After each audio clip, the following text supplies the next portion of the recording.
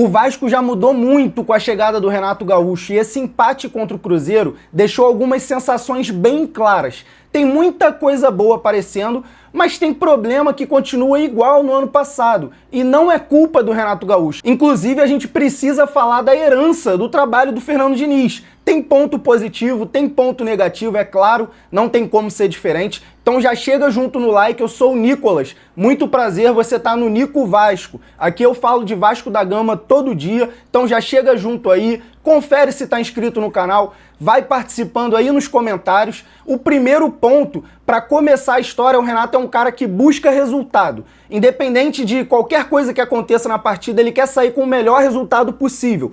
Totalmente diferente do Fernando Diniz, que ele sempre deixava claro, até nas entrevistas dele, que o desempenho era o melhor, pensando a longo prazo. Mas a gente sabe que no futebol o pensamento a longo prazo e a curto prazo eles têm que estar alinhados, porque senão você pensa no longo prazo e acaba sendo rebaixado, tendo problemas grandes ali. Então, desde a chegada do Renato Gaúcho, a gente vê que o Vasco tem uma postura de time grande. O time grande que o Vasco é, o Renato Gaúcho transmitiu essa ideia para os jogadores, então, mesmo começando algumas partidas mal, mesmo o Vasco tendo ainda alguns problemas que a gente vai trazer aqui, a gente vê que a postura é diferente e a leitura de jogo do Renato Gaúcho é bem diferente. Como ele foca a vitória, ou se o melhor cenário possível vai ser um empate, ele faz mudanças que deixam o time totalmente ajustado para esse tipo de partida. Então a gente vê isso acontecer muito bem.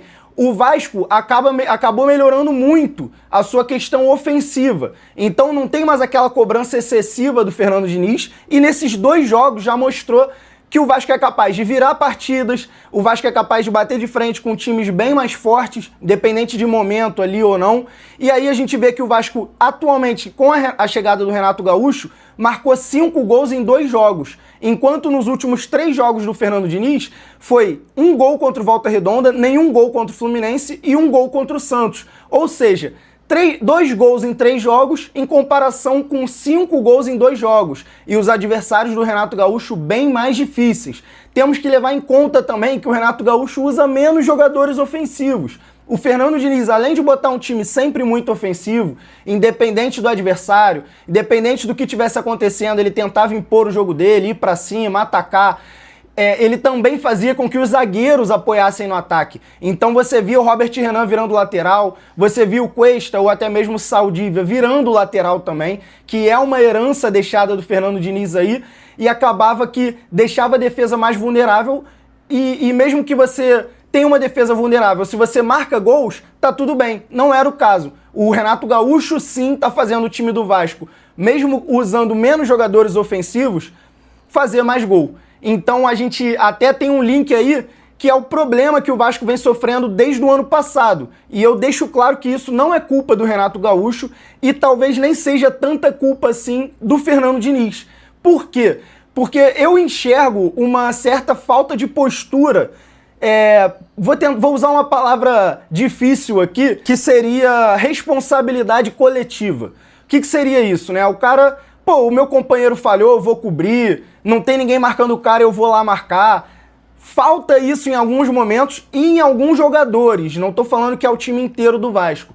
Mas eu posso puxar aqui alguns cenários, como por exemplo, só desde a chegada do Renato Gaúcho, o gol do Palmeiras, do Flaco Lopes, naquela virada 2-1, o Andrés Pereira dá um passe pro Flaco Lopes, o Andrés Pereira domina, olha, pensa e dá o passe, e ninguém chega. Tá ali o Thiago Mendes e o Hugo Moura, mas não tô falando desses jogadores em específico. Mas eles ficam ali olhando, dando aquela cercada, ninguém dá o bote. Quando o Flaco Lopes recebe o passe, o Piton tem uma dificuldade e mesmo assim o Andrés Gomes estava ali para dobrar a marcação. Também não tenho nada para reclamar do Andrés Gomes, a gente vai até falar dele aqui mais à frente. Mas ele também chega ali meio apático, o Flaco Lopes passa, faz o gol. No jogo do Cruzeiro foram 3 gols de cabeça. O primeiro, o cara que cabeceia para dentro da área tá totalmente livre. Um cabeceio para pequena área, cheio de jogador do Vasco. Todo mundo assim, tipo, não é comigo, não é comigo. Então, falta uma postura em alguns momentos e em alguns jogadores. A gente enxerga isso. O Renato Gaúcho não tem culpa, tem que ajustar, os caras têm que entrar diferente, tem que ter uma postura diferente, porque mesmo que o Renato Gaúcho coloque 3 volantes, mesmo que o time encha de volante para proteger a zaga, acaba que você vai continuar levando muito gol. O Vasco nesse Brasileirão levou gol em todos os jogos. Na era Fernando Diniz, a mesma coisa, levava gol praticamente todo jogo. Então tem coisas que podem ser ajustadas, mas tem coisa que eu enxergo como uma falta de responsabilidade, uma falta de postura em alguns momentos, tá? Principalmente início de jogo ali tem acontecido muito.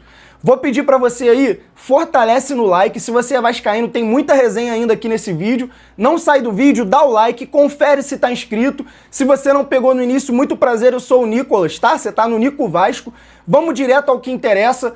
Se já fortaleceu aí, já é bem-vindo aqui no canal, rapaziada. Se não fortalecer, é bem-vindo do mesmo jeito. Vou fazer um comentário breve sobre uma herança positiva no trabalho do Fernando Diniz, que vem acontecendo e eu tô percebendo isso com o Renato Gaúcho, mesmo em poucos jogos. O Renato Gaúcho não é um cara que força a saída de bola, que tenta fazer aquele passe, toca no goleiro, todo mundo pressionado, aquela dificuldade maluca que o Diniz fazia. Porém, o Vasco, em alguns momentos, quando é necessário, ele se utiliza disso que foi muito treinado pelo Fernando Diniz. E eu consegui ver isso nas 2 partidas do Renato Gaúcho. Quero que vocês comentem se vocês perceberam também.